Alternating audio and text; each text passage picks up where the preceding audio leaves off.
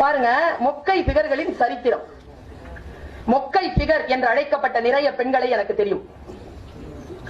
ஒருத்தி இஸ்ரேலில் இளநிலை விஞ்ஞானியாக இருக்கிறாள்.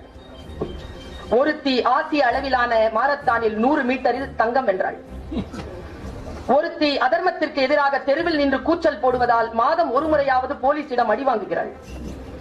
ஒருத்தி கம்பன் கடகங்களில் கம்பராமாயண சொற்பொழிவாற்றுகிறாள். ஒருத்தி அரவாணிகள் மற்றும் ஒருபால் உறவுக்காரர்கள் உரிமைக்காக நீதிமன்றங்களில் வாதாடுகிறாள். ஒருத்தி 3 பிரபல நடிகைகளுக்கு கிறங்க வைக்கும் டப்பிங் வாய்ஸ் கொடுக்கிறாள். ஒருத்தி கணிதங்களின் புதிர்களை அவிழ்ப்பதில் நிபுணியாக இருக்கிறாள்.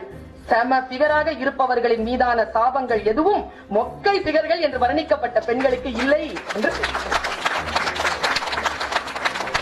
என்ன ஒரு பெரிய விடுதலையா உணர்வாங்க தெரியுமா எத்தனை பெண்கள்?